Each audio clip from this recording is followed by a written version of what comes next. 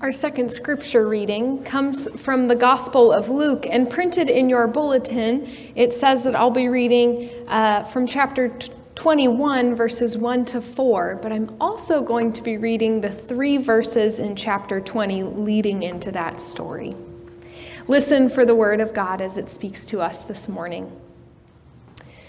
In the hearing of all the people, Jesus said to the disciples, "Beware of the Pharisees, of the scribes, who like to walk around in long robes and love to be greeted with respect in the marketplace, and to have the best seats in the synagogues and the places of honor at banquets. They devour widows' houses, and for the sake of appearance say long prayers. But they will receive the greater condemnation."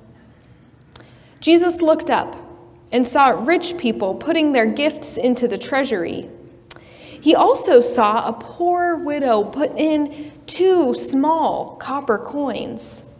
He said, "Truly I tell you, this poor widow has put in more than all of them. For all of them have contributed out of their abundance, but she, out of her poverty, gave all she had to live on." This is the word of the Lord. Thanks be to God. Imagine this. Imagine you're in Jerusalem and everyone has been talking about this young rabbi who just came to town. He rode in on a donkey and crowds started to gather. Folks were throwing down their coats on the road so that this lowly farm animal wouldn't have to walk on dirt. And when you hear these stories, you're intrigued. So you think you'd like to go to the temple and check it out, where he's been teaching. When you tell your family this, they think you're crazy. That guy? I heard that parade ended with him crying on the donkey. Didn't he freak out in the temple and flip over the money changers' tables? It doesn't sound very safe. Yeah, if you go, just watch out. The scribes are saying he's a false teacher. But there's something in you, despite all of that, that just can't stay away. So the next day, you go to the temple to see what this guy really is all about. When you arrive, there's already a crowd around him. It's hard to see him, but as soon as you hear his voice, you feel that flutter of excitement. Someone in the back of the crowd fills you in. The scribes, the priests, and the Sadducees have been throwing their hardest questions at him. But right now you look at this Jesus and he's speaking directly, not to the crowd, but to the 12 teen boys he has around him, his disciples probably. You overhear him tell them, "Beware of the scribes who flaunt their status, their wealth, and their importance." Then Jesus stops speaking altogether. There's this pause. His eyes are fixed not on the disciples in front of him or on anyone in the crowd, but way out in the distance, toward the treasury, the place where people bring their financial offerings for the temple. You follow his gaze and you see people walking up to the treasury and putting money in. Then you see several beautifully dressed men and women walk up to the temple. Their robes are long and colorful. Their clothes are so vivid, blues and reds and yellows, unfaded by the sun, undirtied by the dirt. Their faces seem radiant and they walk with that confident ease. Transfixed by this group, you watch as they reach into their beaded money bags, their hands adorned with gold rings and ornate bracelets, and you notice as they throw several big gold coins into the treasury. Must be nice, you think, to be able to give without so much of as a second thought. Good thing they're keeping this temple running, right? As you're thinking these things, other people are coming up to the treasury and putting their money in. Some more rich people in groups giving flashy coins, maybe some couples on their way to the marketplace, or artisans bringing their profit from their craft, and then some poor people putting in tiny amounts. One woman in faded and dirty robes walks up and puts in 2 tiny copper coins, like pennies, into the treasury. What do 2 copper coins even matter, you think? Next to the numerous large coins given in by the rich, why did this woman even bother? Sure, she gave what she had, but 2 cents isn't going to make much of a dent in the massive temple budget, right? The big gifts, those matter. 2 cents, whatever. As she saunters away, maybe you think, she's crazy even to bother. But then Jesus starts talking again to the crowd. Truly, I tell you, he says, this poor widow has put in more than all of them. You do a double take, you look back, and you see the woman walking slowly away from the crowd. She's all alone, by herself. And a widow in that society is not supposed to be alone. One of the most common commandments in the Jewish law is to care for the poor, the widow, the orphan. And yet she is alone. She is abandoned and destitute, left uncared for by those tasked with her care and compassion. But Jesus notices her. Of all the people giving, Jesus sees her. Jesus sees that she gave 2 little pennies. Think about that. It's a very different situation than if she just had 1 penny to give. If she had 1, the question would have been, do I give all or do I keep all? But with 2, she could have said to herself, well, you know what? I still need to eat tonight, so I'll give 1 and I'll keep 1. In that scenario, she still would have been giving 50% of what she had, which is still really steep. But instead, she made a choice not to give half, but to give all of her money. Jesus says out of her poverty, out of her lack, out of her emptiness, she gave everything, her whole livelihood.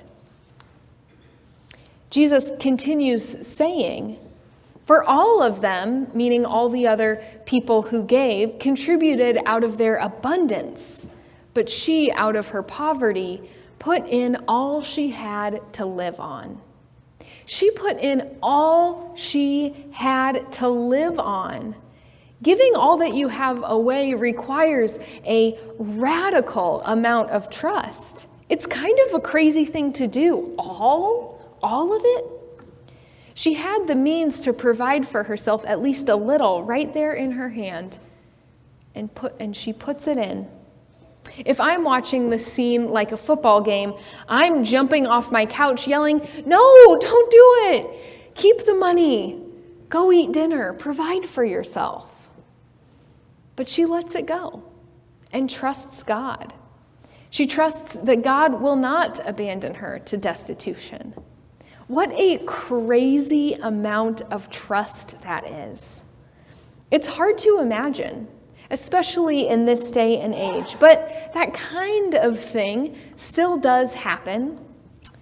In the late 2000s, Pastor Eugene Cho and his wife Minhee knew all the statistics about global poverty, that 736 million people live in extreme poverty, living on less than $2 a day, and that another 1.3 billion people live in multidimensional poverty, which means though they might have some income, they don't have access to basic health care, education, or safe living. So after a couple mission trips, seeing these statistics alive in front of them in the faces of people they went to meet and serve, Eugene and Minnie started a new vision. They came up with a plan to start a nonprofit called One Day's Wages. It encourages people to give away 1 day's wages a year.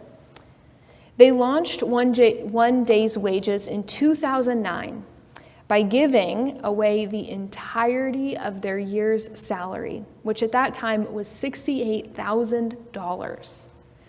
Though they had saved for 2 years to do this, it wasn't spontaneous. In the last 2 months of 2009, they found themselves coming up $10,000 short. So, in order to make it, they and their 3 little children moved out of their house and leased it to a wealthy traveling businessman just to make it. Sounds crazy, right? Totally crazy to do. When Eugene looks back, he says, if we had known how difficult it was going to be, I don't think we would have done it. But along the way, we found enough hope and encouragement and inspiration from our families to keep going. We set out to create 1 day's wages to change the world. I know it's a cliche phrase, he says, but what I did not know was how much this experience would change us. It revolutionized our lives in so many ways. It deepened our family and our marriage. It gave us empathy for people locally and globally around the world. Like the widow and her 2 pennies, Eugene and Minhee gave everything. They sacrificed their status, their comfort, even their pride. But they found a deeper connection with each other and more empathy for others. Last week, Pastor Josh preached about the story of the rich man who left Jesus because he couldn't or wouldn't sell all of his things and give it away to the poor. Many of you told Pastor Josh this week what a challenging sermon that was for you, and it was for us too. Josh and I talked this week about the size of our house, our hobbies, our vacations, asking, is it too much? I don't think Jesus is being metaphorical or situational with the rich man. Jesus really does want us to give everything. And the discomfort of that command can become a great catalyst and teacher in our lives. But I imagine that many of you, like myself, making the leap to giving away a whole year's wages or selling everything would be too great, too massive for the moment. But that doesn't mean we have to ignore Jesus' command and be riddled with the guilt of an action. Instead, we can respond. We can respond by living ever more simply, by reducing what we consume and increasing what we give away. As Pastor Eugene described, giving it away not only changes those to whom we give, but it also changes us. It can free us from being possessed by our possessions. It can enable us to become more compassionate and empathetic, to become more human in the best sense of the word. Jesus not only says that the woman gave abundantly out of her poverty, but he also says this, and I think it makes a huge world of difference. He says that she gave more than everyone else. And this causes me to ask one final important question of Jesus in this text. Is he crazy? Really? Is Jesus crazy? One poor woman gave more than all the other rich people combined? Jesus is either really bad at math or he is crazy. But I don't think math was the issue for our Messiah. This is God's great reversal. The one who gave all she has, though it amounts to nearly nothing, is lauded as giving more than everyone else combined. It is a little crazy foolish, surprising, wild, irrational, unexpected, crazy. On some level, the widow who gave away her 2 pennies knew this. She knew that even if her gift was small in comparison to others, it was large for her. How often do we give less because we think it is small in comparison? The widow was just crazy enough to believe that her gift was as important as the big ones. Maybe, just maybe, you have to be just a little bit crazy to follow this Jesus guy. Jesus doesn't only turn tables upside down, he turns our lives upside down, the way we see the world upside down. Jesus says things like, "Sell all your things and follow me. She who gave all gave the most. Blessed are the poor. Love your enemies. The first shall be last, and the last shall be first. Eat my flesh and drink my blood. You must lose your life to find it." Crazy, crazy. May we all be just crazy enough to follow this Jesus and be transformed by his crazy teachings.